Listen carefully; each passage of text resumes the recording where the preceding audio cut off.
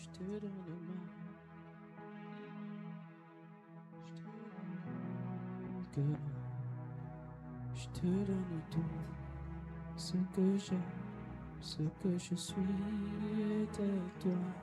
Je te donne ma vie, je te donne mon cœur. Je te donne tout ce que j'ai, je t'appartiens. Je te donne ma vie, je te donne mon cœur. Je te donne tout ce que j'ai, ce que je suis. Et ta gloire, je te donne ma vie, je te donne ma vie, je te donne mon cœur. Je te donne tout ce que j'ai, je t'appartiens. Amen. Est-ce que tu peux t'asseoir et prendre ta Bible? On commence le marathon. Amen. Ha ha ha ha ha ha ha. Now you be God, Almighty God. You know be mano, you know be mano. Na rekele, na hotito. Onima, na ikangefe. Sing ebi ebi, ebi ebi, sing ebi ebi, sing ebi ebi, sing ebi ebi, ebi ebi, sing ebi ebi. From everlasting,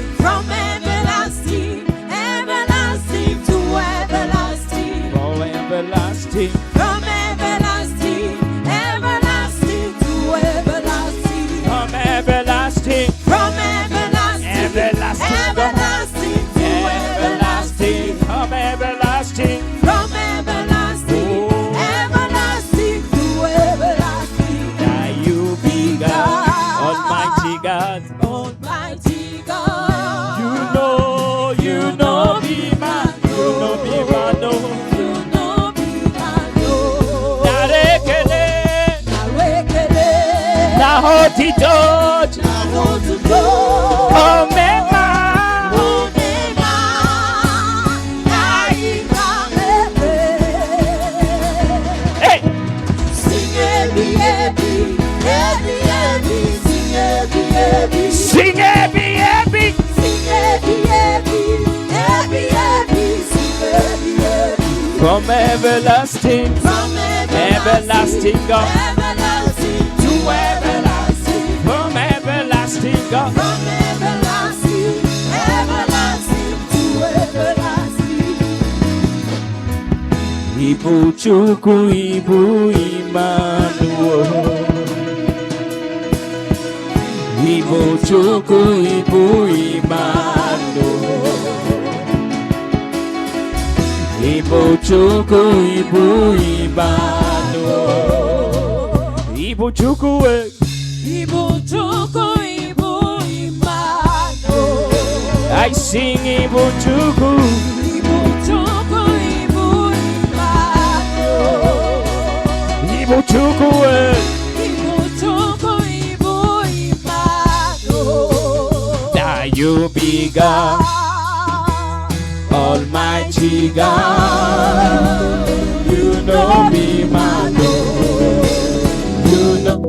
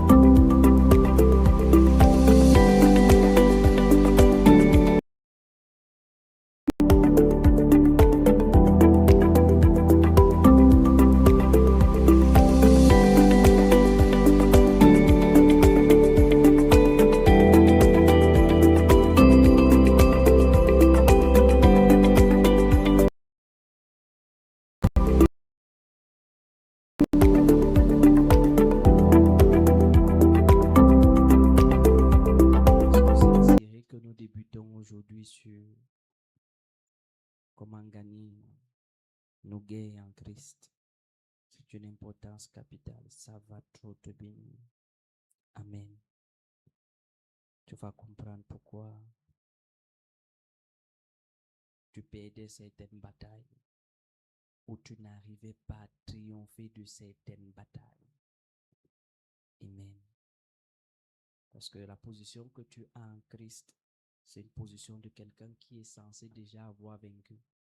Mais comment se fait-il que nous qui sommes enfants de Dieu, on est toujours dans une position où on a l'impression que l'ennemi a le dessus sur nous. Il a de l'avance sur nous.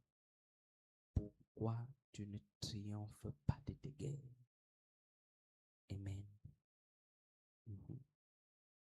Et déjà, il faut comprendre que le combat spirituel, c'est depuis, c'est pas maintenant.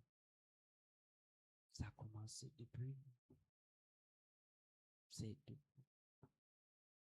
Quand tu vas lire Jésus, il va dire que l'Esprit du Seigneur est sur moi, car il m'a envoyé.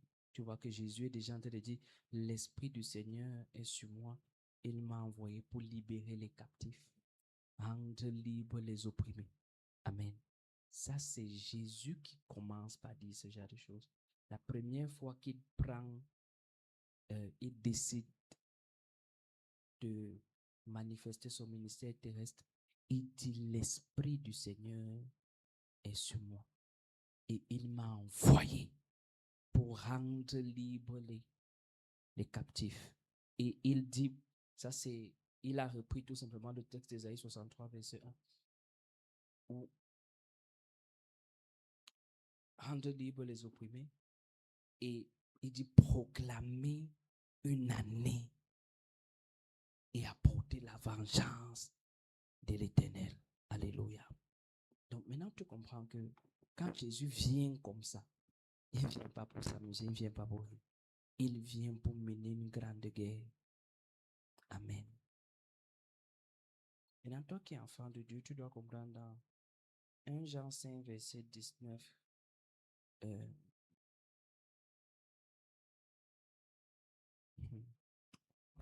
dit que celui qui est né de Dieu triomphe du monde. Il dit la victoire qui triomphe du monde, c'est notre foi.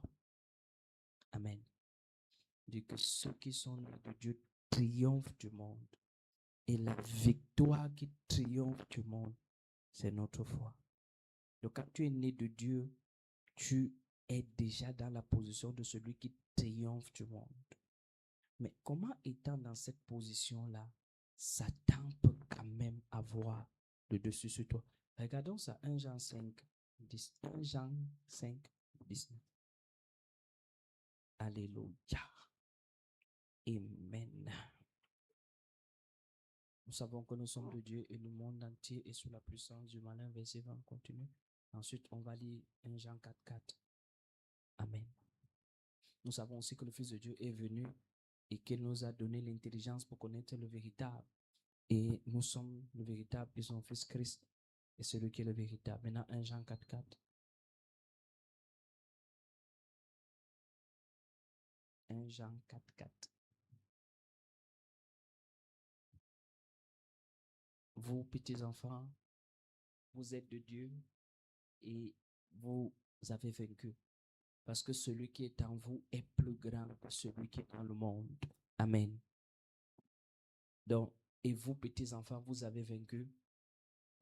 Et celui qui est en vous est plus grand que celui qui est dans le monde. Maintenant, on va voir 1 Jean 5, 4. Amen. 1 Jean 5, 4. Parce que tout ce qui est né de Dieu triomphe du monde. Et la victoire qui triomphe du monde, c'est d'autres fois. Donc, tu vois, ces trois textes qu'on vient de lire, on peut encore ajouter d'autres textes, mais seulement les trois textes qu'on vient de lire ici. Alléluia. Tu comprends que ici, tu as déjà une position de celui qui est vainqueur à jamais. Amen. Donc, il n'y a pas de raison que Satan ait le dessus sur toi. Sauf s'il y a des éléments autour de toi qui permettent à Satan d'avoir plus de terrain que toi. Et on va voir ça tout à l'heure. Amen. Qu'est-ce qui fait en sorte que le diable, la sorcellerie, parce que pour moi, juste pour moi, ça c'est pour moi, hein, et rien que pour moi, n'est-ce pas? Tu ne peux pas arriver dans un endroit où il y a des gens qui pratiquent la sorcellerie et la haute magie, n'est-ce pas? Étant enfant de Dieu, tu arrives dans ces zones-là, n'est-ce pas? Et c'est toi qui as peur jusqu'à tu pars. Ça veut dire que là, il y a un sérieux problème. Parce que si tu arrives dans un lieu où la sorcellerie a abondé, ta présence étant lumière du monde, n'est-ce pas, doit faire reculer ça jusqu'à il parte et il te laisse. Si c'est toi qui pars, il y a un problème. Est-ce que les combats, tu les auras toujours? Oui. Est-ce que les combats, tu les auras toujours? Oui. Je te promets que les guerres ne vont jamais s'arrêter jusqu'à tu vas quitter la terre. Tu en auras étape par étape jusqu'à la terre va passer. Si quelqu'un ose te sortir un mensonge un seul jour de sa vie, que à un moment donné, les guerres s'arrêtent, ça ne s'arrête pas. C'est jusqu'à tu meurs. Paul va nous dire que j'ai combattu le bon combat et j'ai achevé la course. J'ai combattu le bon combat. Jésus va nous dire que vous n'avez jamais lutté jusqu'au sang. La Bible dit au jour de sa chair, Hébreux 5, il dit au jour de sa chair, il cria à Dieu avec des grands cris. Et au jour de sa chair, il criait à Dieu avec des supplications et des grands cris. C'était au jour de sa chair. C'était le jour où il devait mourir à Gethsemane. C'est le jour-là qu'il criait. Donc, tu dois crier à Dieu jusqu'au dernier jour de ta vie. Il y a des gens, le jour qu'ils sont en train de mourir, sont en train d'intercéder. Jusqu'au dernier jour. Amen. C'est lui qui, le jour de sa chair, ayant présenté à Dieu des grands cris, des larmes, des prières, des supplications, à celui qui pouvait le sauver de la mort, et a été exaucé à cause de sa piété. On va revenir ici. Hein. Tu vas comprendre. Parce que quand tu dis que tu pries, tu dois être exaucé. Parce qu'ici, il a été exaucé à cause de sa piété. Tu vas voir maintenant ce qu'on appelle l'esprit de piété. Oui, parce que l'esprit de piété, c'est un catalyseur d'exaucement.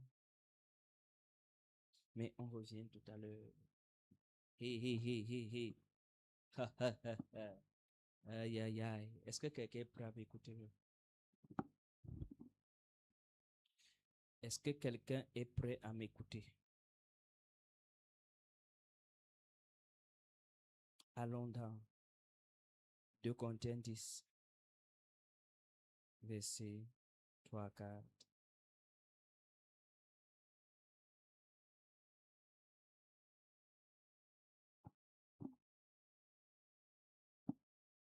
Donc maintenant, je vais d'abord démystifier quelque chose.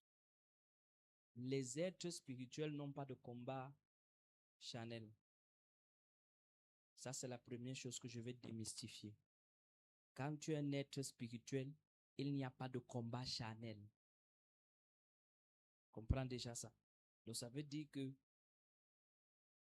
quand Jean 3, 8 te dit que celui qui est né de l'esprit est comme un vent, ça veut dire que tu es né de l'esprit. Tu n'as plus besoin de mener des combats comme un charnel. Maintenant, 2 Corinthiens 10, 3 nous montre que si nous marchons dans la chair, nous ne combattons pas selon la chair. Hein? Dis amen comme ça t'intéresse. Si nous marchons selon la chair, nous ne combattons pas selon la chair. Et tu vas me demander maintenant, combattre selon la chair, c'est quoi? Attends, je vais te montrer ça. Et puis quelqu'un t'appelle un jour, te dit avec ta tête là. Tu vois? Et toi aussi tu réponds avec ta part de tête. Tu vois un peu? Ça, c'est pour te montrer un peu les combats charnels. Parce que les œuvres de la chair sont manifestes. Et je vais te montrer les œuvres de la chair dans Galates 5. Les œuvres de la chair sont manifestes. Quand on dit de ne pas combattre selon la chair, ça veut dire que tu ne te laisses pas emporter par les œuvres de la chair selon Galates 5. Car les œuvres de la chair sont manifestes. Et tu vas voir que parmi les œuvres de la chair, il y a les querelles, il y a les disputes, il y a l'envie, il y a la jalousie. Ce sont les œuvres de la chair là-bas. Amen. Car la chair a des désirs contraires à ceux de l'esprit. Il y en a ceux qui sont contraires, ils sont opposés. Continue. Tu vas voir. Si vous êtes conduit par l'esprit, vous n'êtes pas sous la loi. Et les œuvres de la chair sont manifestes. Ce sont les impudicités, les impuretés, les dissolutions, voilà, l'idolâtrie, la magie, l'inimitié, les querelles, la jalousie, les disputes. Tu vois? Donc, quand quelqu'un te dit que euh, depuis que tu pries, tu es exaucé à quel niveau? Et tu commences à lui dire avec ta tête là, toi-même depuis que tu pries, tu vois, tu es en train de répondre à une question spirituelle de manière physique. Les armes avec lesquelles nous combattons ne sont pas charnelles.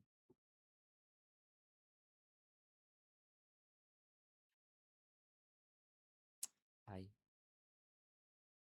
Là, je suis en train de te montrer les choses qui suppriment la puissance de Dieu d'abord.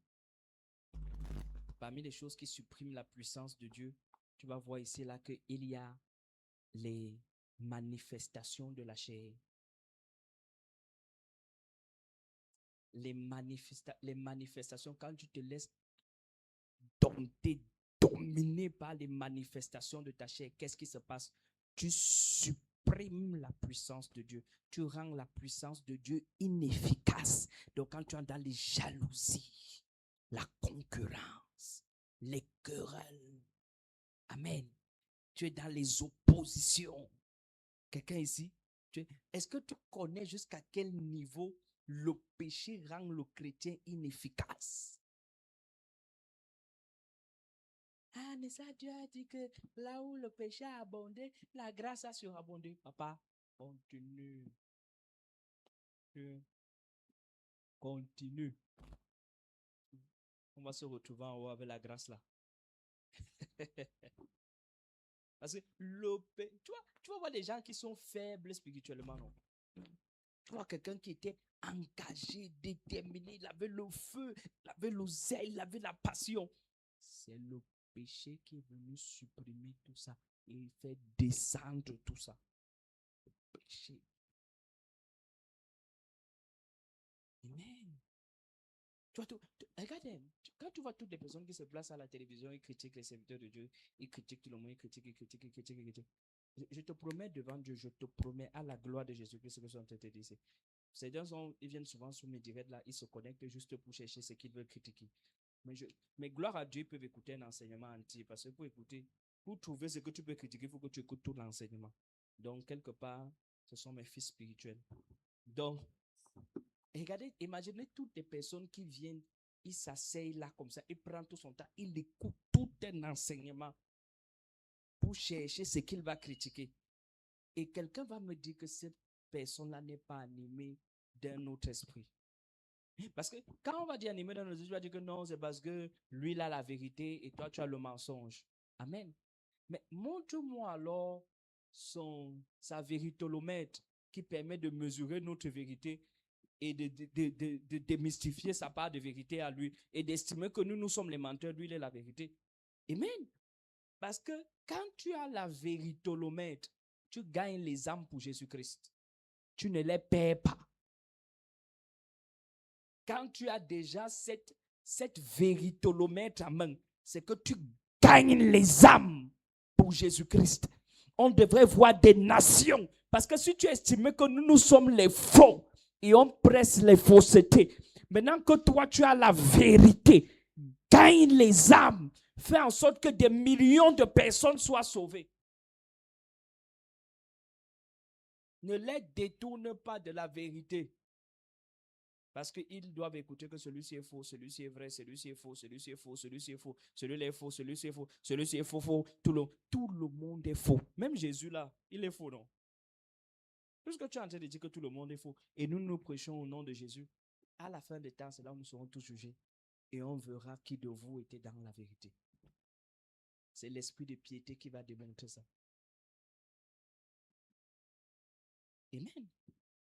Donc maintenant, regarde alors que... Parce que je sais que vous, il y a beaucoup, là, ils tendent les oreilles, ils écoutent. Tu vois, quelqu'un tend son oreille. Ah, c'est pas ce que papa fait à l'église dimanche. Ici que le type s'est en train de décrire comme ça. Et puis dimanche, quand tu arrives, tu t'assois au fond là-bas. Il a encore fait. Hey! Non, le type avait raison. Et je vais te montrer ce genre de personnes. Voilà également la deuxième chose qui fait en sorte que tes prières soient inefficaces. C'est ce que je viens de te dire ici. Quand tu deviens irrésolu et inconstant. Regardez. La première chose, on a vu ça tout à l'heure, c'est que tu mènes des combats spirituels de manière charnelle. La deuxième chose, c'est que tu deviens irrésolu. Jacques 1, verset 5 à 6. C'est que tu deviens irrésolu et inconstant. Regardez ce que la Bible dit dans Jacques 1, autant pour moi, verset 5. Si quelqu'un d'entre vous manque de sagesse, qu'il demande à Dieu, qui donne à tous simplement sans reproche, et elle lui sera donnée. Donc, Jacques commence par te dire que si tu manques de sagesse, il est préférable pour toi de demander à Dieu de t'accorder de la sagesse au lieu d'être comme quelqu'un qui ne manque de compréhension. Sois sage. Demande au Seigneur de te donner la sagesse. Il va t'expliquer maintenant pourquoi. Au verset 6, regardez ce qu'il va dire. Il dit, mais qu'il demande avec foi, sans douter. C'est ce qui est tout le problème. Quand tu demandes quelque chose à Dieu sans douter, avec foi. Amen. Car celui qui doute est semblable au flot de la mer agité par le vent et poussé de côté et d'autre. Verset 7. Regardez. Qu'un tel homme ne s'imagine pas qu'il recevra quelque chose du Seigneur. Demandez des choses à Dieu dans le doute. N'imagine pas que tu vas recevoir. Ne parle pas. On est venu m'écouter, pas me voir. Verset 8. C'est un homme irrésolu, inconstant dans toutes ses voies. Tu vois pourquoi tu es irrésolu. C'est-à-dire, l'irrésolution, c'est tout simplement quoi? Hey, les gens sont partis. Les amens sont partis. Est-ce que quelqu'un peut m'activer l'aménomètre? Amen. C'est ton d'amen. Amen. Je t'ai dit que les mardis, c'est pour les gens qui ont le master 5. Donc, quand tu viens ici mardi, il faut comprendre que ça, c'est la nourriture qu'on mange, c'est les sakis. Tu vois les sakis? Si vous n'avez pas mangé les sakis, tu vas pas manger les sakis. Tu vois les sakis? Jesus. Type de sakis là, quand il le voit à distance, je fuis. Que tu ne peux plus avec mes dents, tu ne partiras avec aucune de mes dents. Au nom de Jésus, tu es vaincu. Amen. Si les gens de Sakis là n'ont pas mangé même 2 de tes dents, c'est que tu n'as rien fait. Tu casses la dent et pas avec. Ma fille d'Okasa dit l'autre jour qu'ils vendent encore ça. Ils vendent encore ça. Ils vendent encore ça. Hey, les Sakis, les Sakis. Et tu manges ça. Jesus. Tes dents sont en place ou bien c'est comment? Toutes tes dents sont là. Est-ce que je peux faire confiance aux Sakis pour tes dents? Amen.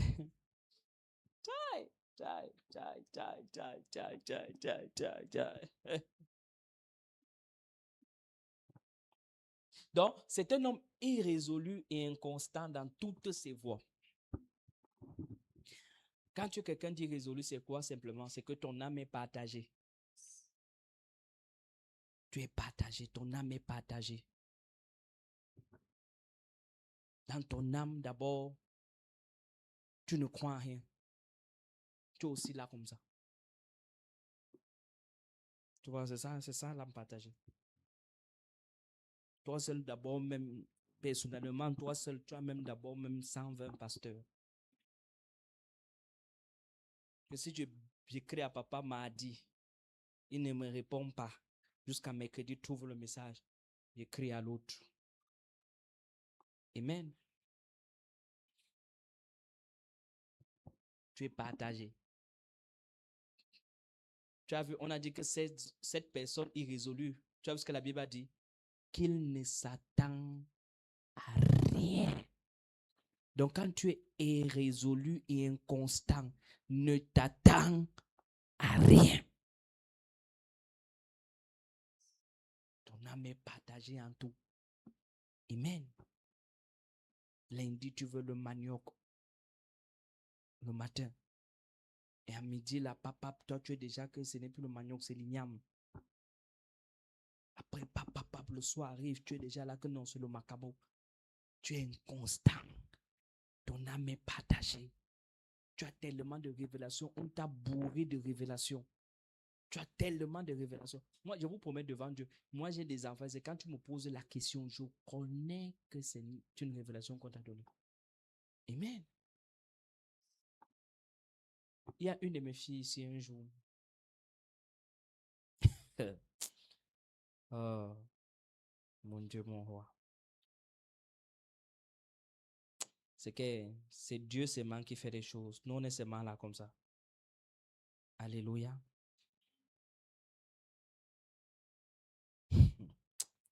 Et je peux vous parler de son témoignage. Tu vois, même moi, je n'ai pas encore accepté ça. Donc, dans mon esprit, ce n'est pas encore très clair. Eh bien, je suis comme ça avec ma fille là.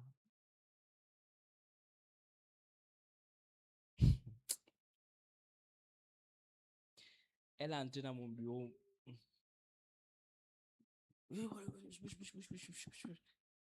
a raconté tout un tas de choses. Et je lui donne l'argent que l'on va à l'hôpital. Amen. Va à l'hôpital, tu te fais consulter, tout. Papa, il n'est même pas 5 francs, même 5 francs.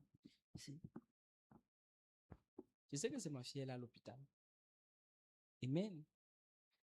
Premier dimanche, je ne la vois pas. Je dis, Deuxième dimanche, je ne la vois pas. On me dit que, Je commence donc à rester par derrière quand je viens m'asseoir, c'est pas. Aïe, il faut que je m'impose les mains. Donc, on me doit m'imposer les mains. Donc, quand je la vois, elle est au bureau, elle s'assoit. Non, elle n'est pas au bureau. Je dis que c'est comme ça, elle monte dans mon esprit. Je dis, okay, ma fille, elle ne m'a même pas donné des nouvelles. Moi, dans ma tête, c'est ma fille. Je vois d'abord le message qui arrive dans mon téléphone. Elle avait fait la vidéo. Je dis, comme tu vois là, je suis à Boya. Elle dit que ma fille, tu fais quoi, Boya? Elle dit que je suis parti chercher l'onction de guérison. J'ai dit, ok, donc tu avais l'argent jusqu'à tu peux pas le cas, tu peux aboyer, on te loge. Yeah, Jesus Christ. Ma cola est précocia. J'ai dit que donc tu avais l'argent jusqu'à tu peux prendre le cas à Boya, jusqu'à tu fais une semaine à Boya avant de revenir. Jesus. Elle est revenue une semaine ou 2 semaines après. Elle était assise au fond là-bas. Quand le culte finit, elle m'envoie le message. Elle dit que tu sais que tu es mon père. Non? Pardon, reçois-moi. Boya. Donc, quand elle m'a dit ça, tout ce qu'elle s'est mal, c'est que Boya. Je s'est dit que ma fille rentre. Ce genre de personne, quoi que ce soit que tu puisses faire, amen, elle ne recevra rien. Pour ceux qui ont un peu consulté des médecins, est-ce que tu as déjà remarqué que quand tu vas chez un médecin avec des examens d'un autre médecin, il te demande de refaire des examens que lui te donne. Même si l'autre a donné le diagnostic, il va te demander de refaire un autre que lui-même a donné. Il veut se faire son propre avis. Vous voyez ça? Pourquoi vous croyez que les choses spirituelles sont différentes? Amen. Quand tu es irrésolu dans... Donc, tu vois, elle ne croit en rien. Il ne croit en rien. Elle ne... Je peux même pas vous donner les détails des enfants que j'ai ici à l'église. Ils ne croient en rien. Ils croient à midi, à 13h. Il t'a envoyé le message qu'il est en train de douter. Irrésolu dans son âme est partagée. Tu vas être exaucé comment quand tu es quelqu'un d'irrésolu? Tu vas mener tes guerres comment quand tu es quelqu'un d'irrésolu? Tu es quelqu'un qui a une âme partagée. Le doute habite en toi en permanence. Tu seras exaucé.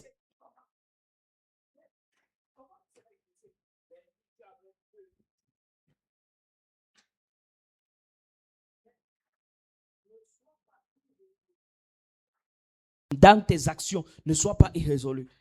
Ils sont pleins comme ça. Ils sont irrésolus et inconstants. Mais ce n'est pas seulement l'irrésolution, il y a aussi l'inconstance. Ça veut dire quoi? Il n'est pas stable.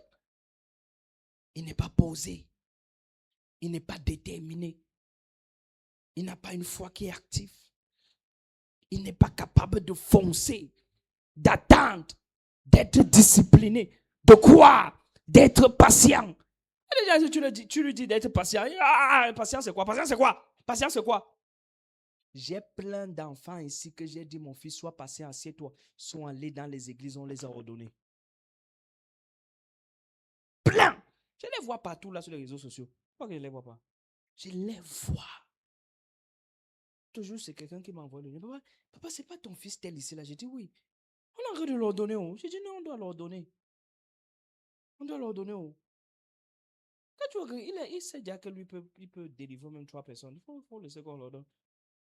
C'est les scandales comme ça qu'on crée dans les églises au Cameroun. Parce que cette personne qu'on est en train d'ordonner, on ne l'a pas formée.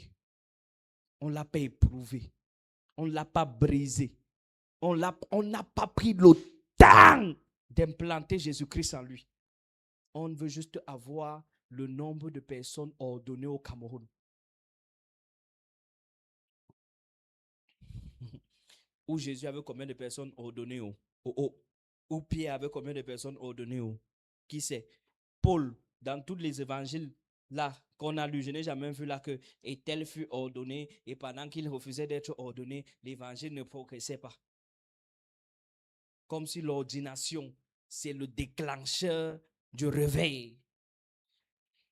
Inconstant et irrésolu. Pardonnez-moi les sœurs, je vais vous lancer quand même une petite balle. Mais supportez. Amen. Dans la réunion de famille, on ne peut pas passer sans lancer les cailloux à tout le monde. Tu vois, dans la réunion de famille, c'est souvent comme ça. Amen. Donc les sœurs, supportez ce que je vais vous dire là. Ne vous fâchez pas, c'est entre nous. Alléluia. Vous avez vu, il y avait un livre là qui sortait à l'époque, on était très jeunes, entre nous jeunes. Vous connaissez souvent le livre là. Tu n'as pas lu le livre là? Je vais te soupçonner. Donc, je accepte la balle que je vais te lancer tout à l'heure. Même le fait que tu ne saches pas qui choisit dans ta vie. Amen.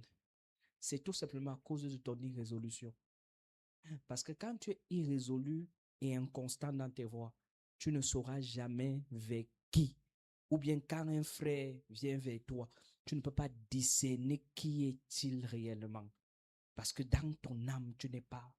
Toi-même, tu es partagé. À l'intérieur de toi, toi-même, tu es partagé. Ouais, on fait même le direct quand même sur, je crois que c'est la semaine prochaine, sur le choix du conjoint, le mercredi. Amen. Vous allez comprendre que à l'intérieur de toi-même, amen, quand tu es inconstante et irrésolu, il sera trop difficile pour toi de faire le bon choix du conjoint. Tu es partagé. Ton âme est partagée. Maintenant, comme ton âme est partagée, si les demi-morceaux de ce que tu espères viennent, tu vas te dire non, j'ai le choix, je peux prendre même les 4 et je les garde. Et je vais voir avec le temps. Celui qui va se démarquer, c'est lui que je vais choisir. Ça, tu es irrésolu et inconstante. Tu vas prendre les 4, tu gardes. Il faut que tu choisisses un. Quand tu sais ce que tu veux, ton choix n'est pas difficile. Tu te connais. Tu n'es pas irrésolu. Tu n'es pas inconstant. Quand la personne en face de toi, toi, tu sais ce que tu veux. Tu te connais. Laissez les histoires que je vais prier, le Seigneur va me montrer tout. Maman, donc je vais prier à ce que tu ne te connais pas toi-même. Parce que quand tu te connais, c'est clair. Imaginez maman Maggie à genoux chez elle un jour en train de prier. Elle était en train de prier pour demander Seigneur, est-ce que le type c'est mon mari, machin. Vous croyez qu'elle faisait ça? Vous rêvez. Elle faisait pas ça. La seule personne inquiète là, c'était les autres. Amen. Oui, hey. Quand tu es constant et tu sais ce que tu veux, ton âme n'est pas partagée. Prendre les décisions, ce n'est pas difficile. Seigneur, je dois aller en France ou en Allemagne. Papa, pour partir en Allemagne, je sais parler allemand. Hein? Parce que quand le choix est venu devant toi, parce que j'ai vu des gens qui ont dit qu'ils veulent aller aux États-Unis. Bon, quand quelqu'un lui dit un peu que good morning, il dit, que quoi? Bon, ok. Papa, tu veux partir aux États-Unis. Dans ton âme même, tu n'as même pas encore mis les États-Unis. Tu as encore partagé. Parce que tu peux aussi, tu fais comme la loterie.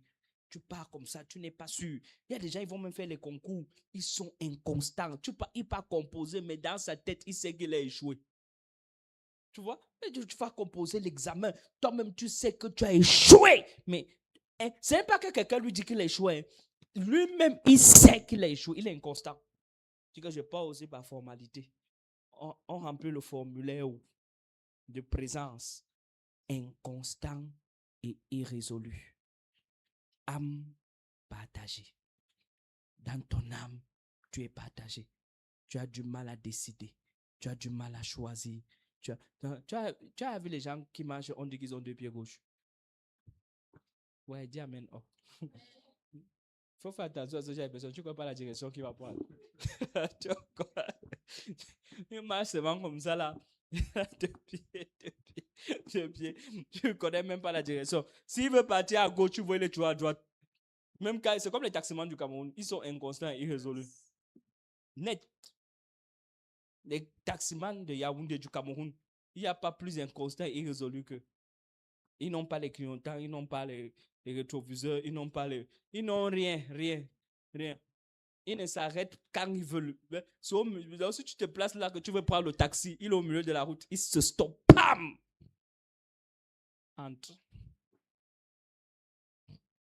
Amen. Et si tu tentes de demander, tu klaxonnes, tu te dis que envole-toi. Tu sautes. Tu dis que saute. Un jour, je suivais un taximan comme ça. J'avais oublié quand l'auto-école m'avait dit que pas le taxi, pas. Moi, on m'a enseigné à l'auto-école avec les taximans. Dit que ne suis pas le taxi, ne suis pas le taxi. C'est comme ça que moi, on m'a enseigné à l'auto-école. Alors, tu vois, le gars, normalement, si tu veux pas le client, tu te ranges bien, non? Lui, il a mis seulement la tête comme ça. Il a laissé les fesses de la voiture en route. La femme là ne voyait pas, il est descendu pour dire toi, viens. Viens entrer. Ça, c'est le. Même c'était le taxi, c'était le roro, c'est le roro. C'est quoi? Moto Digo. Moto Digo. Et même les taximans sont inconstants et irrésolus. Ne sois pas inconstant et irrésolu. C'est l'une des raisons pour lesquelles tes âmes sont inefficaces. Ta prière est inefficace. Tu es inconstant et irrésolu. Tu arrives ici, on te prêche quelque chose. Dès que tu sors là, une sœur. Ouais. Est-ce que vous connaissez? Hey Seigneur, j'avais enseigné le message ici à l'église, les serpents dans l'église. Je n'ai pas encore enseigné le message là. J'ai dit, je ne fais pas encore dans l'église, je ne voulais pas vous enseigner le message. Vous ne faites pas encore qu'un presse. Je n'ai pas encore enseigné ça. Je n'ai pas encore enseigné les serpents dans l'église ici. Vous êtes sûr? J'ai enseigné une fois. Je crois que j'avais enseigné ça une fois. Il faut un peu fouiller les enseignements. Les serpents dans l'église. Ouh! Une fois, j'avais enseigné ça. Je me rappelle, peut-être j'étais passé là-dessus. Les serpents dans l'église. On finit de te prêcher comme ça, tu sors. Parce que le serpent, lui, ne parle pas fort, il chuchote. Donc quand tu sors la pape, on finit de te former la pape. Tu vois quelqu'un t'appelle là. Il dit, tu crois à tout ce qu'il disait là? Il ne faut pas croire, il faut tracer ton chemin. En tout cas, nous, on est ici seulement comme ça parce que tu sais que l'église qui était en bas là a fermé. Non, on s'est rabattu, c'est à côté. On ne prend pas le taxi pour venir. Mais vraiment, moi, son message qu'il prêche là, moi, je ne crois pas à ça. Tu sais que moi, j'ai d'abord mes propres révélations et mes propres songes que j'ai souvent que le Seigneur me dit. Donc maintenant, j'ai vu comment quand il a déclaré ce qui... J'ai vu comment tu t'es levé, tu as quand même pris une petite offrande, tu es parti mettre sur l'autel. Maman, ne fais plus ça, oh. L'autel là d'abord, est-ce que tu connais même? Tu connais l'autel là? Tu connais que qu'est-ce qu'il y a d'abord sur l'autel? Je vous promets, on m'a fait ça. Moi, on m'a fait ça à l'église où j'étais avant. Quand j'étais encore nouveau converti, on m'a fait ça. Moi, il passait par ma carte chez moi. J'ai seulement dit, maman, tu t'appelles comment? Elle m'a dit que j'ai dit, ok, j'ai compris. Tu seras là dimanche. Je me dis oui. Je dis, moi, mais c'est on s'assoit côté à côté. Je me dis oui. Dimanche, après, ok, pas te verser. Je ne me connais même pas. Amen. Qu'elle passe comme si, papa, pardon. Je ne veux pas la prière. C'est que je suis venu dire qu'il y a quelqu'un qui dit que ton hôtel est mystique ici. La voilà là-bas au fond. La voilà là-bas au fond. La soeur tel, le frère tel. Moi, il ne cachait pas. Je n'ai pas le temps. Mon âme ne doit pas être sous-chargée. Je n'ai pas le temps pour réfléchir. Tellement je ne crois pas en toi que tout ce que tu me dis, je ne suis pas avec toi. Amen. Non, je ne croyais pas en elle. Je ne croyais pas en elle. Parce que si ta vie est trop bien, on devait voir comment c'est bien. Pourquoi tu veux m'empêcher de faire ce que je dois faire? Amen. Tu es inconstant et irrésolu. Toi-même, tu ne vois pas qu'il prend tes chances et il avance avec tes chances. Tu en avais d'abord combien pour qu'il vienne prendre d'abord? Ah! Jesus Christ. Seigneur, aide-moi. Quand je note ça. C'est pas dans l'église. On va prêcher ça ici bientôt. Amen. Dis amen, non. Si tu ne dis pas amen, c'est que c'est toi le serpent.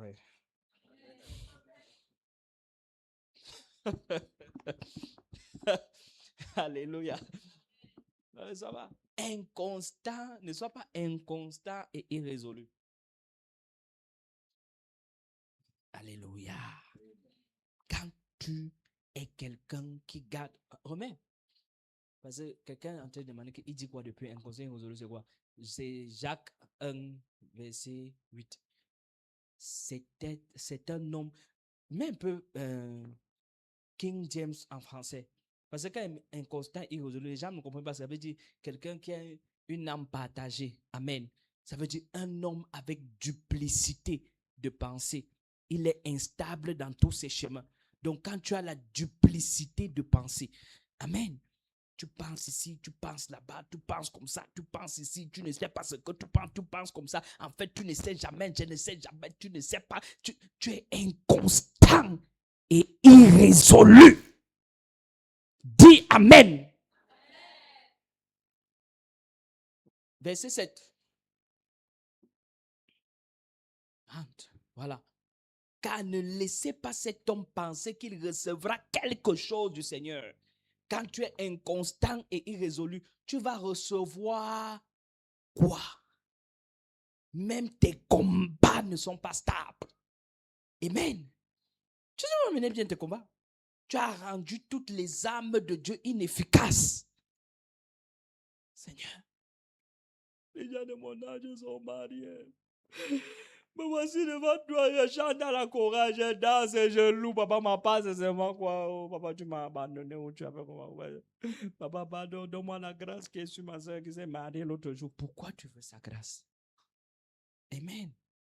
Pourquoi tu veux sa part? Ne sois pas inconstante. Crie à Dieu pour qu'il t'exauce ta part. Ne viens pas dire parce que tu as donné à tel, tu dois aussi me donner. Non. Non. C'est de la convoitise. C'est de la convoitise. C'est de la convoitise. Amen. Je vous ai dit qu'il y a des gens qui ont des vrais problèmes sur la terre ici. Vous savez qu'il y a des gens qui ont des vrais problèmes. Oui. Il y a des gens. J'ai vu quelqu'un prier il priait jusqu'à... Il a crié. J'ai dit qu'il a crié tout. Un jour, on était en retraite. Il y avait un jeune homme en haut. On était en train de prier. Je vous promets, le jeune homme là priait. Il a prié, mon Dieu, mon roi. Il a prié jusqu'à j'ai arrêté ma part de prière. J'ai tiré la chaise, je me suis assis. Mon frère, le beau-frère, il dit que tu guettes qui est comme ça. Il dit que je guette le type qui est un problème. Il dit que tu le guettes pourquoi? Je dis que papa, il a des vrais problèmes. Ces problèmes dépassent pour nous. Il faut je veux un peu écouter ce qu'il dit pour voir si je peux l'aider à exaucer une partie de ses prières. Il me dit que tu es le Saint-Esprit. On m'a demandé que tu es le Saint-Esprit. Je lui dis que je serai son Saint-Esprit. Amen. Le gars crie. Il crie, il crie. Et la prière que j'ai entendue, c'est Seigneur, comme tu as donné à mon frère tel, donne-moi aussi. Dieu ce matin, il ne sera jamais exaucé. Pourquoi vous pouvez crier comme ça? Peut-être qu'il crie comme ça depuis des années. Il n'aura jamais rien. Parce qu'il est en train de demander quelque chose par convoitise. Il ne peut pas. Il est partagé. Il n'est pas en train de crier à Dieu pour être exaucé à la gloire de Jésus-Christ. Il est en train de crier à Dieu pour prouver à la personne qui est en face de lui qu'il peut aussi être comme il est. Les gens ne savent pas que on peut tous avoir 9 mois dans le ventre, mais lorsque nous naissons physiquement, chaque destin est tracé différemment. Tracé différemment. On peut tous naître, avoir 9 mois dans le ventre. On est formé de la même façon. Mais dès qu'on pose les pieds hors du ventre de nos parents, directement, chaque destin est tracé différemment. Il y aura un qui va aller à grande vitesse. Il y aura l'autre qui va aller à vitesse intermittente. Et il y aura un autre qui va aller à petite vitesse, puis à grande vitesse et à petite vitesse. Mais dans tous les cas, le final, c'est la destination. Tu vas où? C'est ça qui est important. Il y a des gens qui commencent leur vie à 40 ans. Il y a d'autres à 50 ans. Il y a d'autres à 70 ans même. Il y en a d'autres qui vont commencer à 20 ans. Pourquoi tu veux essayer d'être comme l'autre? Laisse ton chemin être tracé.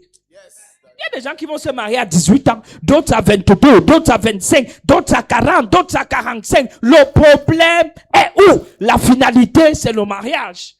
Pourquoi tu vas te tuer pour avoir ce que l'autre a? C'est comme ça que les gens se déforment.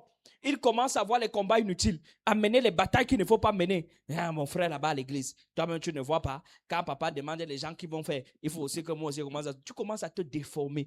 Tu fais les choses qui ne sont pas normales. Tu livres ton corps à des choses qui ne sont pas. Tu lèves ta tête, tes pensées à toutes sortes de choses. Ne sois pas comme ça. Si Dieu a donné à l'autre la capacité de donner 5 000 et toi, il t'a donné la capacité de donner 1000 francs, donne tes 1000 francs. Donne tes 1000 francs. Sens-toi à l'aise là-bas. C'est ta capacité. Dieu te voit. Un jour, il va dire, maintenant tu as donné 1000 francs, voilà 2000, voilà 3000 et tu vas upgrade. Ne te tue pas, la soeur, le frère, ne te tue pas.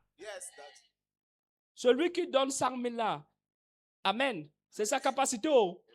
Chacun ne peut soulever que le poids qui lui est dû. Ne cherche pas à faire ce qui va te dépasser. C'est ta capacité. Pour conduire les gros engins, on se forme. Laisse que le Seigneur commence avec toi un peu. Et il monte au fur et à mesure.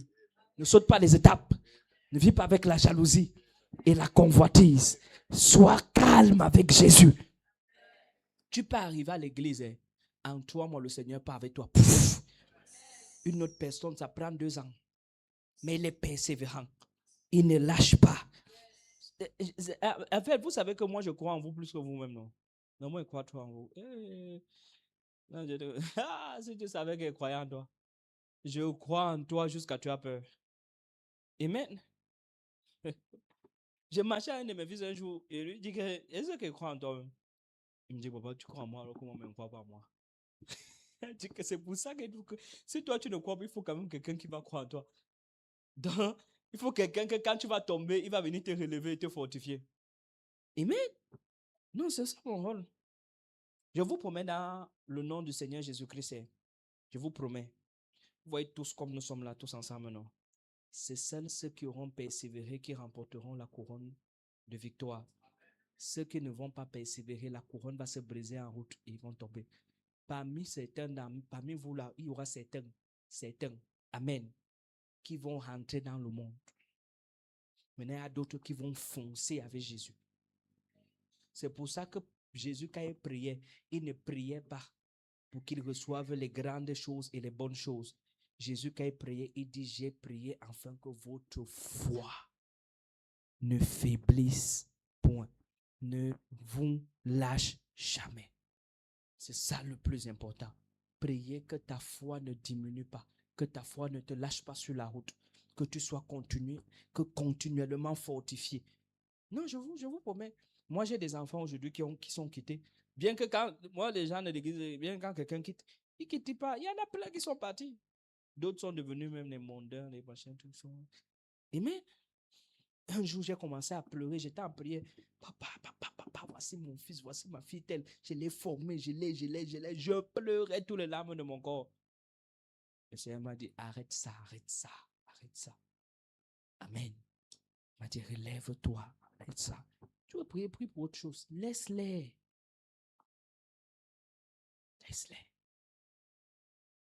Parce que certains vont persévérer et ils vont remporter la couronne. D'autres vont lâcher sur la route. Pas avec ceux qui persévèrent. Va avec eux. Je te promets que Marc est rentré dans le monde. Marc est allé s'asseoir avec les gens de mauvaise vie. L'apôtre Marc est allé s'asseoir avec les gens de mauvaise vie. Après Jésus, Marc est entré dans le monde. Je dis bien Marc. Imagine, c'est Paul qui reçoit Jésus par révélation, qui vient trouver Marc et lui dit, Marc, je suis tellement désolé pour toi. Toi, tu as marché avec le Christ que moi je reçois par révélation, mais tu t'assois avec le monde. C'est là où Marc a repris conscience. Il est revenu. Je vous dis Marc. C'est pour ça que son évangile n'est pas long.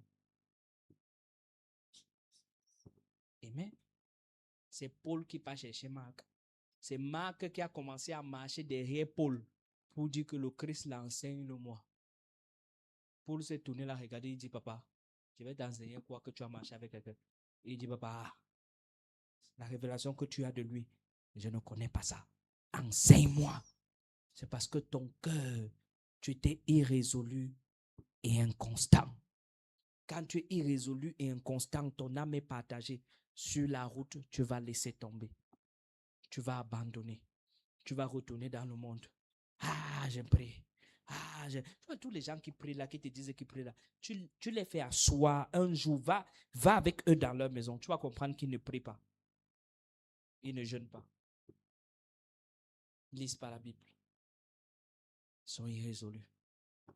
La troisième chose, c'est le doute. Tu as vu Jacques 1, verset 6. Il y a de le doute. Mais qu'il demande avec foi sans, car celui qui doute est au flot de la mer agité par le vent et poussé d'un côté et de l'autre. Quand tu doutes, amen, tu es comme le vent qu'on agite ça et là. Tu n'es pas différent de celui qui est irrésolu et inconstant. Les gens qui doutent, amen, n'accomplissent rien du tout. Alléluia. En fait, je t'ai dit cela que le plus important, c'est la destination. Le moyen, parfois le moyen de voyage là, c'est pas souvent le bon moyen. Mais le plus important, c'est la destination. Alléluia. La destination. Tu sais, on est venu dire un jour à Jacob qu'un de ses fils va aller en Europe. Il n'a pas cru. Il n'a pas cru. C'est pas le Beaux-Arts que son fils arrive là. C'est le Beaux-Arts. Tu as le Beaux-Arts. Hein? Va demander à Joseph. Il va t'expliquer que lui, il est arrivé là-bas en Beaux-Arts. Mais c'était la destination. Le moyen n'était pas le bon moyen. Mais c'est la destination. Donc parfois, le moyen n'est pas le bon. Mais la destination, c'est le plus important. Joseph est entré en Égypte par Beaux-Arts. Amen. Il a commencé à devenir esclave. Maintenant, quand tu ne gagnes pas tes batailles, qu'est-ce qui se passe? Allons dans 1 Samuel 17. Quand tu ne gagnes pas tes batailles, qu'est-ce qui se passe?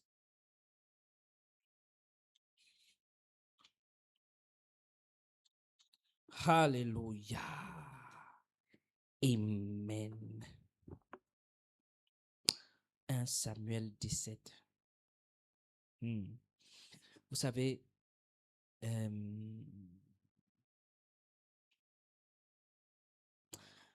quand Goliath va se tourner vers eux, Goliath va s'approcher de Saül et de l'armée d'Israël. Et il va dire, venez et affrontez-moi. Trouve-moi le texte là. Je ne sais pas où j'ai lu ça. Il va dire, venez et affrontez-moi. Il dit, si vous gagnez, nous les Philistins, nous devenons vos esclaves. Amen. Mais si vous perdez, vous devenez nos esclaves. Donc dans une guerre, il n'y a que deux issues. Soit tu as servi, soit on t'a servi. Donc ça veut dire quoi? La plupart des gens que vous voyez dominer, voilà verset 9, s'il peut me battre et me tuer, nous vous assujettissons. Mais si vous l'emportez sur lui et que je le tue, vous serez assujettis. Donc ça veut dire que dans une guerre, il n'y a que deux issues. Deux issues. Soit tu domines, soit on te domine. Quand tu marches dans cette vie, il n'y a que deux issues. Soit tu domines, soit on te domine. Dans les deux cas, je te conseille d'être de la position de celui qui domine. Parce que si on te domine, on va dicter les effets, la direction, les bons et les mauvais moments de ta vie. Parce que c'est celui qui est assujetti, qui est esclave. L'esclave n'a pas de droit. L'esclave ne consomme que ce qu'on lui donne. Donc, quand tu ne gagnes pas physiquement et spirituellement tes guerres, tu vas être assujetti à un esprit qui va décider de ce que tu manges mardi, mercredi et jeudi. Qui va décider de quand l'argent vient dans tes mains. Qui va décider de quand tu dois être dans un poste élevé ou pas. Qui va décider de quand la faveur doit venir. Il peut décider aujourd'hui que tes portes se ferment. Mais quand tu domines sur lui, il n'a aucune force. Il n'a aucune capacité. Il peut s'agiter. Il peut parler. Il peut créer des mouvements. Mais il ne peut pas te stopper. Mais quand c'est toi qui es assujetti à lui, il peut te stopper. Il peut t'arrêter. Je vais demander que, mais est-ce qu'on peut arrêter un enfant de Dieu? Non. Normalement, Jean 3:8, celui qui est né de Dieu, il est comme un vent. Donc, normalement, on ne peut pas t'arrêter. Mais si on réussit à te saisir jusqu'à t'arrêter, par exemple, tu dors dans les rêves, tes propres rêves, tu ne les contrôles pas. Ce sont des esprits qui les contrôlent. Ta propre vie, tu ne les contrôles pas. Ce sont des esprits qui les contrôlent. Tout ce qui est à toi, ton argent, tu ne contrôles pas. Ce sont des esprits qui contrôlent. Je te promets, tu as servi. Ça veut dire que tu sais un autre esprit. Amen. Maintenant, voyons comment gagner les batailles. Éphésiens 6. On va lire le verset 10, le verset 12.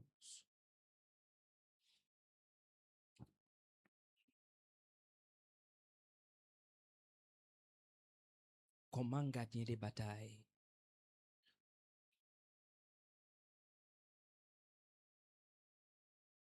How to win all your battles.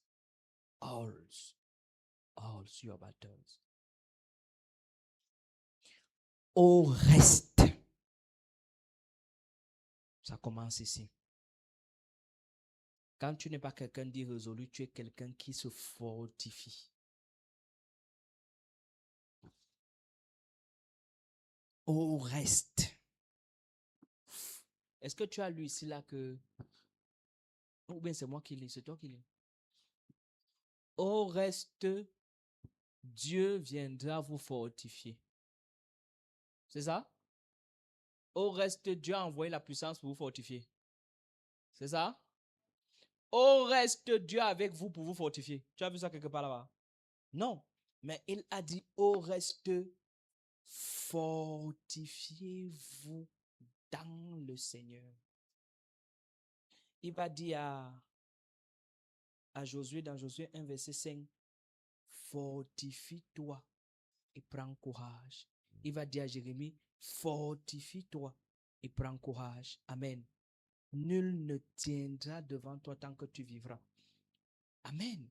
Mais fortifie-toi et prends courage. Il va dire à Jérémie, fortifie-toi et prends courage. Et ensuite, il va... Tu vois, il est en train de t'expliquer que les batailles qui sont en train de venir vers toi, ce n'est pas une affaire de lundi, mardi, mercredi. C'est une sérieuse affaire. Si tu ne te fortifies pas, et tu ne prends pas courage, je te promets, tu vas tout perdre. Je t'ai dit que dans une guerre où il y a des soldats, le soldat ne range pas son arme en pleine guerre. Il se place toujours en position pour tirer. Fortifie-toi et prends courage. Donc, première clé pour gagner tes batailles, c'est la force de la fortification. Ah, on va faire comment? C'est le français qui est comme ça. Amen. C'est savoir se fortifier. Remets, non, tu as enlevé le texte là pourquoi? C'est savoir se fortifier. Non. Éphésiens, non. Au reste, fortifiez-vous dans le Seigneur par sa force toute puissante. Au reste, faites comment? Fortifiez-vous. Tu ne remporteras aucune bataille sans te fortifier. Et se fortifier, c'est quoi? C'est savoir dire que tu peux, tu crois, tu es déterminé quand la situation est contraire à tes attentes. On ne se fortifie pas quand tout va bien. On se fortifie quand tout ne va pas bien. On ne se fortifie pas quand tout va bien.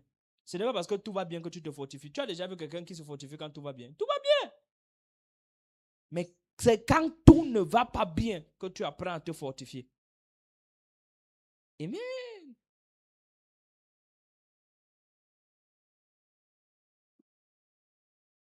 Je vous dis quelque chose. C'est avec le temps que j'ai compris beaucoup de choses. Amen. Avant, je croyais que faire le sport, c'est transpirer. Bien que transpirer, c'est faire le sport. C'est ce que je croyais avant. Alléluia. C'est avec le temps que j'ai compris beaucoup de choses. J'ai compris avec le temps que plus tu avances avec l'âge, plus ton corps devient faible.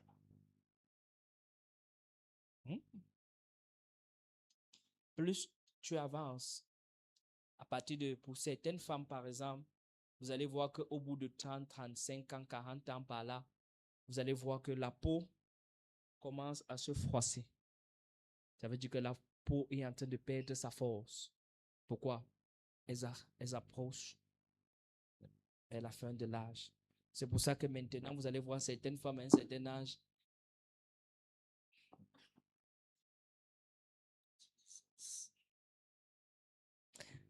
C'est moi tranquille.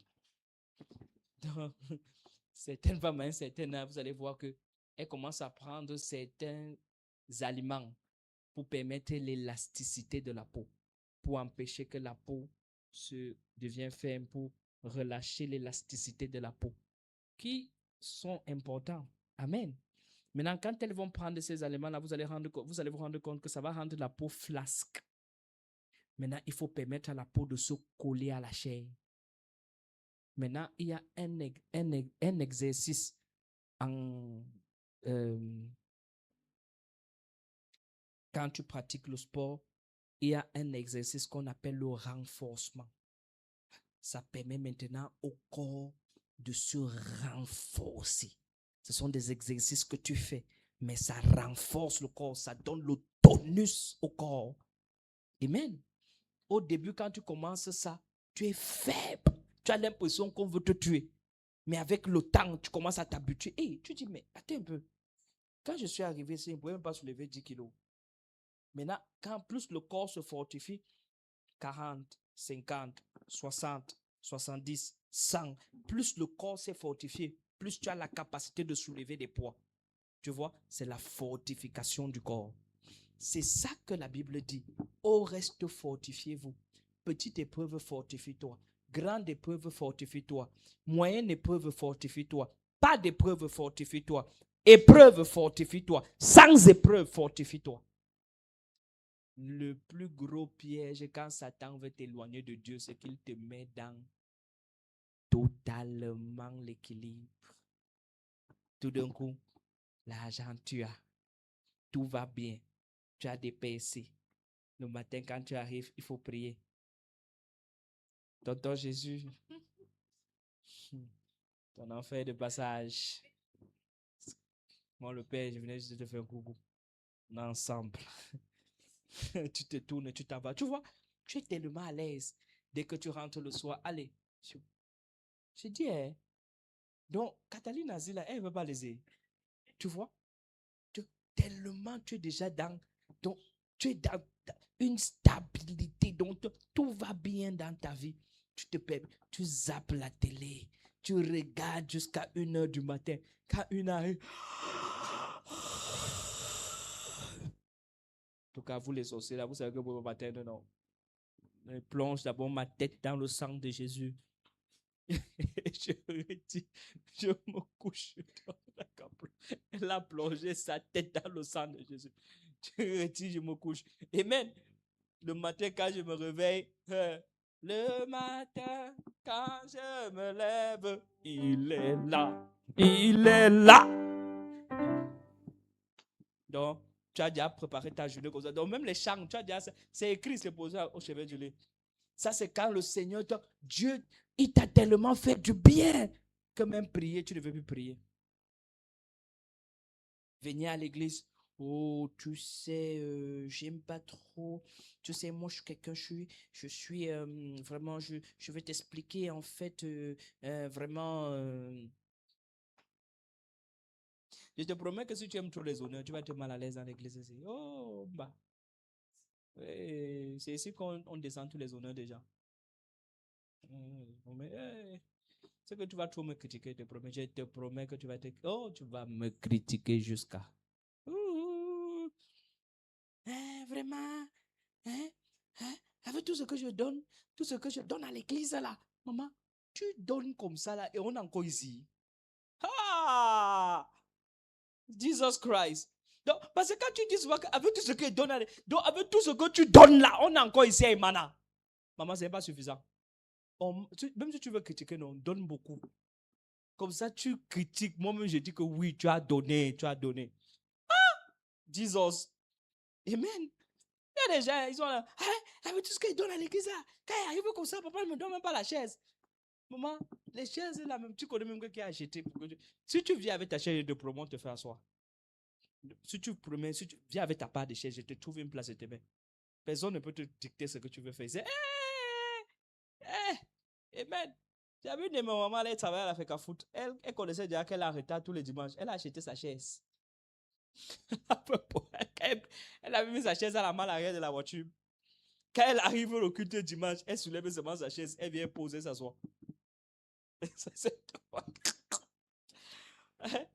Je crois que je ne sais même pas qui a connu la maman là, maman Alvin. Qui l'a connue? Dis-moi, tu l'as connue. Voilà. Vous l'avez connue, maman Alvin. Elle venait toujours avec ça. Elle avait acheté sa chaise. Elle a mis à la main arrière de la voiture. Elle connaissait qu'elle arrêtait et il n'y pas la place. Donc, elle vient comme ça, là, elle arrive, pape, elle sort seulement, elle ouvre sa main arrière, elle tire sa chaise, elle vient poser, s'asseoir. Quand le culte est fini, elle porte sa chaise, elle revient dans la voiture. Et je lui demande que la mère, c'est comment? Elle dit, mon père, laisse. Comme tu vois ma chaise là, c'est qu'il ne faut pas qu'elle vienne ici aussi debout comme les autres. Donc, je viens avec ma chaise. Et bien, donc, viens avec ta chaise. Dieu va te bénir. Alléluia. Voilà. Tu vas venir à la maison de ton père, c'est papa qui l'a conçu. C'est main qui l'a, son sang qui l'a versé. Tu dis que tu veux la place. Donc, c'est comme si j'allais dans la maison de mon père là-bas, maintenant, je vais dire que je suis le fils de papa, donnez-moi la place. Je suis qui? Je suis qui? Je suis qui? Ah! Quand tu sais ce que tu veux, quand tu viens dans la maison de ton père, tu te fais petit. Tu es, papa, qu'est-ce que je peux faire pour servir? Pas pour qu'on te sert. Avec tout ce qu'il donne à l'église là, on est encore ici. Ce que tu donnais là, vraiment, c'est que on a même déjà construit, on a acheté le terrain à côté de la Béac là-bas. Eh, Seigneur, les gens aiment souvent salir le nom de Jésus. Aïe. La première chose, il faut te fortifier. Laisse, fortifie-toi. Je me fortifie moi-même. Fortifions-nous. Massons les muscles.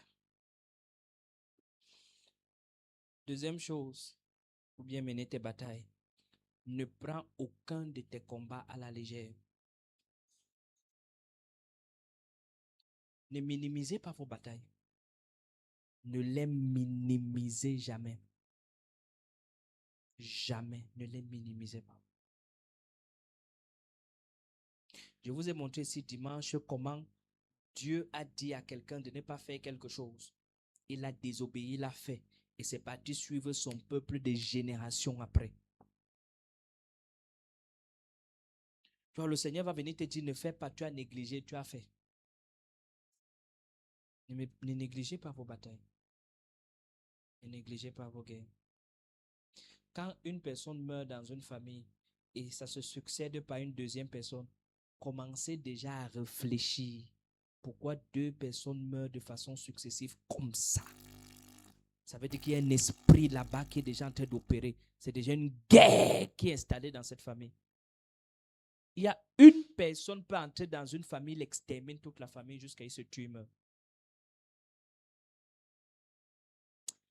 Regardez, j'ai oublié de vous dire, amen. Vous savez pourquoi les fils du monde réussissent mieux que nous? C'est parce que eux, quand ils entrent dans les loges et dans leur secte là, est-ce que vous savez comment ils sont appliqués et résolus? Parce que quand tu entres comme ça, Satan te dit que comme tu es venu là, sache que tu n'as que 6 ans à vivre. Tu dis, bah, moi, c'est 6 mois, donc moi, c'est mal l'argent. Il vit et il te dit que dans 6 mois, je meurs. Il est résolu, discipliné à servir Satan, appliqué à servir Lucifer. Bon, comme tu es venu là, au moins 3 personnes de ta famille, je veux ta soeur, je veux ton frère, je veux ton oncle. Il dit que je peux même te donner 7. Tu dis, c'est bon, on a une grande famille. Mon grand-père fait 20. Même, le gars te dit que moi j'ai un camarade, il voulait entrer dans la secte finalement. Il est déjà quelque chose comme, il est sous-préfet. Amen. Quand il partait entrer dans la secte, il ne connaissait pas que sa mère avait dit écrit que c'est lui qui va succéder à sa chaise de la franc-maçonnerie. Au Cameroun. Amen. Alors quand il est parti entrer là-bas, on a demandé la liste. On avait demandé qu'il donne 7 noms de ses amis qu'il va livrer. Amen. Comme au quartier, on était nombreux, là, il a mis 30.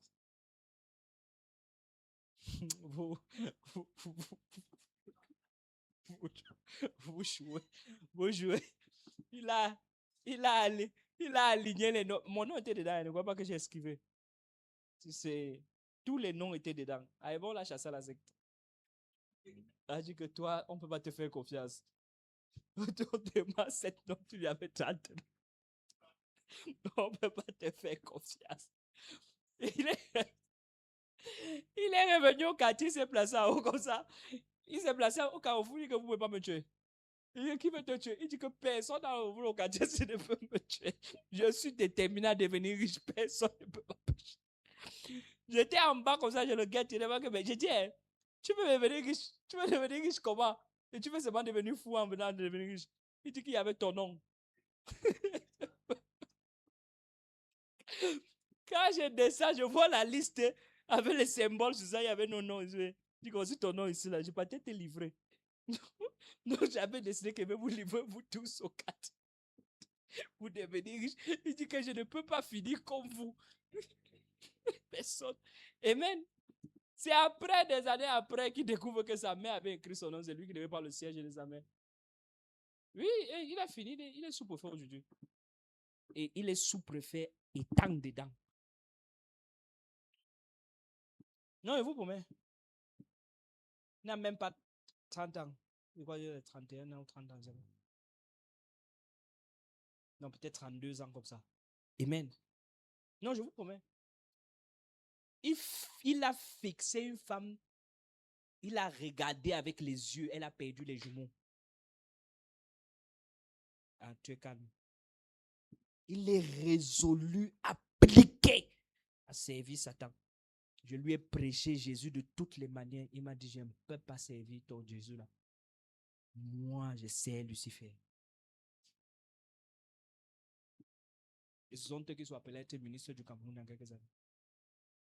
Voilà quelqu'un résolu, appliqué. Je dis bien appliqué, résolu. Une femme à Douala Bulo Ouent, ça a coupé ses intestins jusqu'à vomissait le sang. On lui dit, accepte Jésus, tu es sauvé. Elle dit, pour rien au monde, je meurs, je pars. Un enfant de Dieu ici à l'église, son grand-père appelle au village qu'il faut faire des traditions jusqu'il réfléchit. Papa, je ne sais pas. On m'a dit que comme ma vie tourne là, c'est parce que je ne fais pas des traditions au village. Mais et que c'est Dieu qui a créé les traditions là. Donc ça veut dire qu'il faut que j'aille au village pour faire les traditions que Dieu a créées. Irrésolu et inconstant. Voilà quelqu'un là-bas, tu lui parles de Jésus, il te dit que pardon, tu as 2 minutes. Je suis appliqué à servir. Il ne réfléchit pas. Il te dit que tu as 2 minutes. Je suis appliqué à servir Lucifer. 2 minutes. Ils sont appliqués. Je dis bien appliqués, appliqués. Ils ne sont pas irrésolus. Ils ne doutent pas. Amen. Si tu lui dis là que tu as 7 ans à vivre et tu as la fortune, il te dit que papa, quand tu me donnes 7 ans là, tu vas me donner combien? Il dit qu'il veut te donner même 100 millions. Il dit bon, si tu ajoutes même 20 millions, j'ajoute encore même 3. Ça, je fais en sorte qu'on monte même à 120 millions. Non, je vous promets. J'ai prié pour une femme qui était à Douala. Elle ne savait pas que son mari avait signé un pacte pour vivre 12 ans. Elle avait tout ce qu'elle voulait. Les voyages, les maisons, les voitures. Elle partait en Europe comme elle voulait. Elle avait tout ce qu'il fallait. Un jour comme ça, sa femme est rentrée. Elle prend son téléphone. Elle m'appelle. Elle venait d'accoucher. Elle prend son téléphone. Elle m'appelle. Elle me dit, papa, je ne sais pas. Je sens quelque chose dans la maison aussi qui n'est pas en place. Je ne sais vraiment pas. Et je lui dis, dans ta maison, il y a une présence. Et c'est ton mari qui est présent. Elle dit que non, son mari n'est pas présent. Il est hors de la maison. Je dis que ton mari est à la maison. Elle dit que non, il n'est pas à la maison. Je dis que ton mari est à la maison. La mère dit, oui, ah. Elle dit qu'il n'est pas à la maison. Je dis, ok. Elle a raccroché le téléphone. Pendant qu'elle était en train de passer comme ça, il y avait une pièce de la maison qui l'avait interdit. Elle ne doit pas entrer dans cette pièce-là. Elle a entendu les bruits dans la pièce. Elle court donc, elle ouvre la pièce. Elle trouve des frigos dans la pièce. Et c'était les corps humains dedans. Et son mari était à l'intérieur en train de manger ça. Elle n'a même pas fait 2 minutes en portant ses 2 enfants pour fuir. Elle a dit que papa, je ne veux même pas écouter ce que tu vas me dire. Je fuis d'abord. Elle a fui, elle est partie chez son beau-père. Dès qu'elle est entrée chez son beau-père, papa, est-ce que tu connais ce que ton fils fait? Elle voit son beau-père calme. Il dit, ton calme là, c'est pourquoi? Il dit, donc il t'a pas dit. Dis quoi le père? Donc il t'a pas expliqué. Expliquer quoi le père? Ah, il va mourir, c'est 12 ans. De t'appliquer à servir Satan. Je lui ai dit, prends le téléphone de ton mari et dis à ton mari d'accepter Jésus comme son Seigneur et son Sauveur. Quand il a pris le téléphone, il a dit, donne-moi le numéro de ton pasteur. Il a parlé avec mon téléphone. Il me dit, tu sais que si j'accepte Jésus, je perds tout, non? Je dis oui. Je lui dis, tu sais aussi que si tu meurs, tu perds aussi tout, non? Il me dit oui. Il dit, je meurs dans 6 mois. Je ne peux plus faire machine arrière. Il est moi 37 ans. Appliqué à servir Satan. Ah, tu es calme. Toi-même, tu te vois que tu n'es pas très appliqué. Que Seigneur. C'est comme si je ne te sers pas. Parce qu'il y a des gens, ils servent, ils sont à l'église. Même avec Jésus, ils sont inconstants. Un jour, ils pêchent. Le lendemain, ils pêchent. Ils tombent comme ça. Papa, je veux plus pêcher. Le lendemain, irrésolu et inconstant. Irrésolu et inconstant. Et tu te demandes, mais comment je vais faire pour que Dieu m'exauce? Il va t'exaucer comment? Tu es irrésolu et inconstant. C'est mardi, ne sois pas calme. Hey, c'est pas dimanche. C'est une série d'enseignements. Avec, tu dis, si le premier jour de la série d'enseignements, tu es déjà abattu, le deuxième jour, tu seras comment? Amen.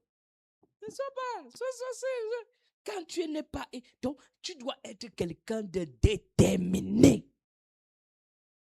Ferme dans tes voies. Et résolu en Christ. Quand tu dis que tu ne fais pas, ne fais pas. Que votre oui soit oui et que votre non soit non. Car ce qu'on y ajoute vient du malheur. selon qu'il est écrit, que votre oui soit oui et que votre non soit non, car ce qu'on y ajoute vient du malin. Dès que tu as déjà dit oui, je fais, sache que tu dois faire. Si tu ajoutes quelque chose après,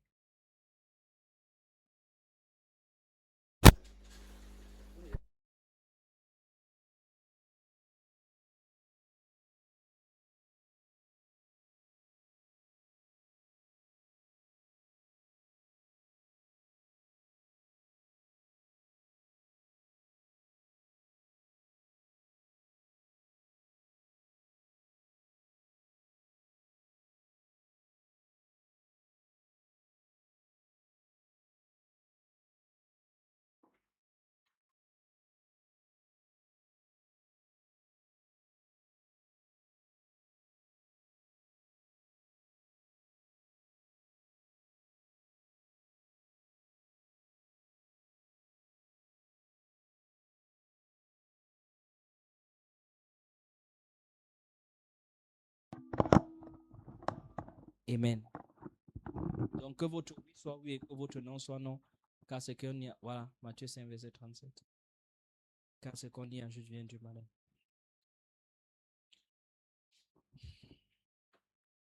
Satan les oblige à être constants et résolus dans ce qu'ils font. Oui, papa.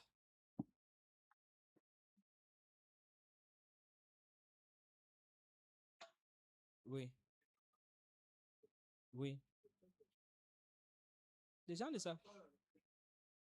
Oui, il peut passer comme ça, il te voit. J'ai souvent donné mes témoignages. Je peux donner mes témoignages.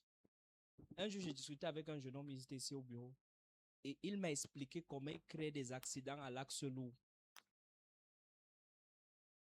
Vous voyez les gens qui sortent, ils voyagent, des innocents, sont en train de voyager. Un bus comme ça, 50, 60 personnes, il provoque l'accident. Les 60 personnes meurent. Ça alimente sa secte.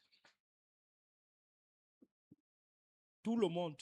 Si tu es un enfant de Dieu et que tu es irrésolu et inconstant dans tes voies, tu vas passer.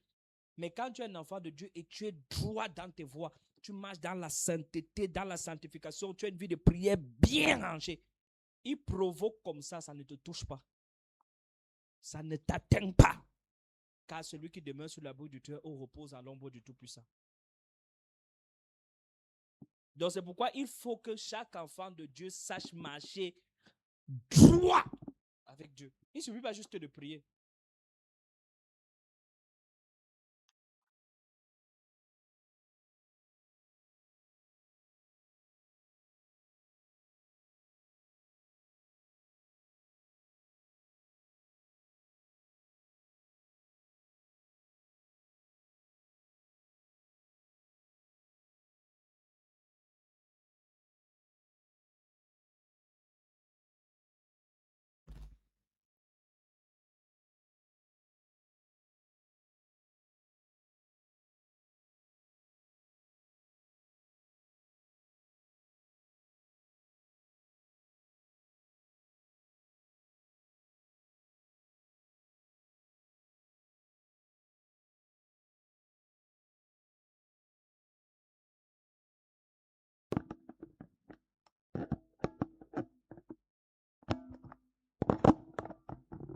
En tout cas, on force.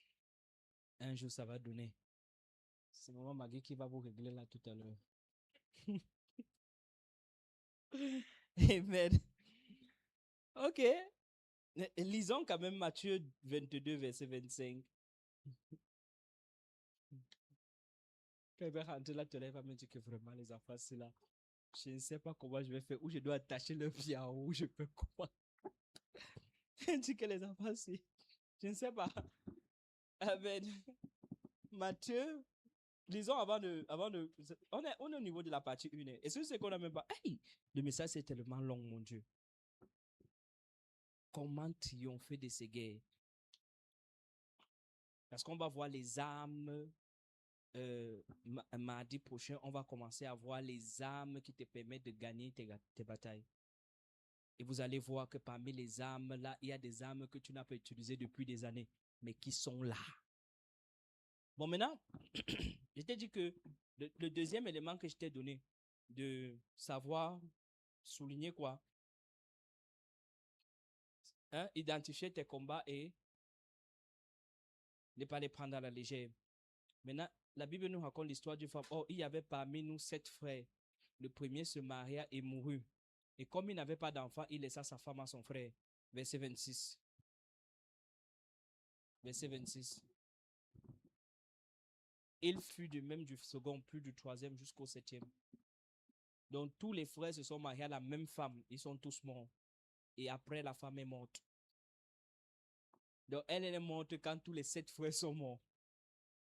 Donc elle arrive à dire, tu pars où? Rentre. Voilà, rentre encore. Voilà. Donc une femme entre dans une famille comme ça, elle épouse le premier homme. Il meurt. Elle épouse le deuxième homme. Il meurt. Elle tue le troisième. Il meurt. Jusqu'au septième. Il meurt. Tout ça, elle ne laisse pas de descendants. Hein. Donc, c'est qu'elle ne donne pas les enfants aux frères. Là. Donc, elle meurt comme ça pour que quand elle va partir, qu'on oublie la famille là. Donc, cette femme-ci là, elle entre dans une famille comme ça. Elle tue tout le monde. Il y a des gens comme ça dans les familles. Vous ne saviez pas. Elle entre dans une famille comme ça. Un homme, ça peut être un homme. Ils entrent dans une famille comme ça. Ils déciment toute la famille. Avec des maladies, des problèmes cardiovasculaires, avec des choses qui n'ont pas de ça. Ils vous tuent, vous tous, jusqu'à il n'y a plus personne qui reste. Après, maintenant, dès qu'ils vous ont, elle vous a tué, vous tous, elle se tue elle-même. Donc, tu comprends maintenant que son rôle était de tous vous tuer. Hein? Tu savais qu'il y a des gens comme ça, non? Ce genre de personnes, on va les exposer au nom de Jésus-Christ. Tiens-toi debout. Mardi prochain, on voit la partie 2.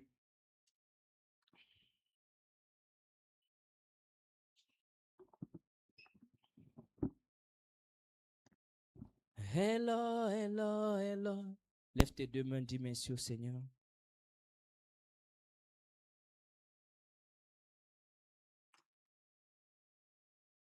Dis merci au Seigneur. Car il est glorieux et digne de rien. Dis Seigneur, fortifie-moi. Rends-moi capable de mener mes batailles. Au nom de Jésus-Christ. Par Jésus-Christ. Makoto brase que le brasu kataya manta brasi. Le kabasuta kabalibratosa. Seigneur, rends-moi capable de mener mes guerres, de mener mes batailles. Rends-moi capable. Je refuse d'être asservi, d'être esclave, de servir. Oh Dieu, rends-moi capable. Au nom puissant de Jésus-Christ. Amen. On va voir les armes comme il y a la parole de Dieu qui est l'épée de l'esprit. Amen. Tu vas comprendre pourquoi la parole de Dieu est considérée comme l'épée de l'esprit. Parce que quand la parole de Dieu sort, elle sort comme une lame. Tu n'as jamais su que la parole de Dieu tue. Il envoya sa parole et elle les sauva et elle les fit sortir de la fosse. C'est une âme. Dans le monde spirituel, la parole de Dieu est une âme. Un vrai enfant de Dieu doit apprendre à utiliser la parole de Dieu comme une arme. Car c'est une épée à double tranchant aussi puissante. Elle est capable de faire des dégâts. Et je vis l'ange qui était dans les cieux. Lorsqu'il ouvrit sa bouche, et je vis dans sa bouche une épée qui sortit avec 2 tranchants. C'est la parole. Alléluia. C'est la parole. La seule chose on va détruire tout. Les prophéties, les miracles, toutes ces choses vont disparaître. La Bible dit seule la parole de Dieu va subsister et demeurer. Il faut que tu utilises la parole. Dimanche, mardi prochain, on va voir ces armes-là. Comment la parole de Dieu agit, comment la parole de Dieu opère. Et vous serez étonnés des miracles que Jésus peut produire. Au nom de Jésus-Christ. Lève tes deux mains, dis merci au Seigneur. Si tu as ta dîme, ton enveloppe ou ton sacrifice, je ne sais pas ce que tu as, viens que je prie pour toi. Mais c'est Saint-Esprit. Saint-Esprit, je t'adore. Je te donne ma vie. Je t'aime tant. Saint-Esprit, je t'adore. Je te donne tout. Je te donne ma vie. Je t'aime.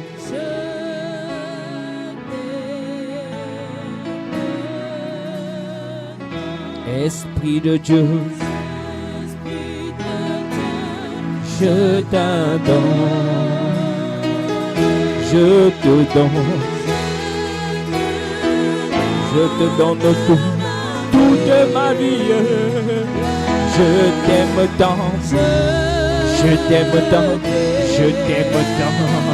Et oui, moi je t'aime tant, Saint-Esprit, Saint-Esprit. Oh, moi je t'adore, je te donne ma vie.